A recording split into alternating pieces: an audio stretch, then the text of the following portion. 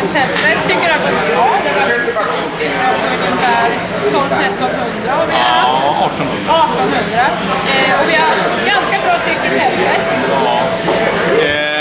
Kalix är väl ingen publikmatch där. Vi hoppas ju inte på 3000 på matcherna. Men å andra sidan efter 7-0 förlust i onsdags, som sagt, Kalix kanske inte är publikmatch, så har jag tror alla 1800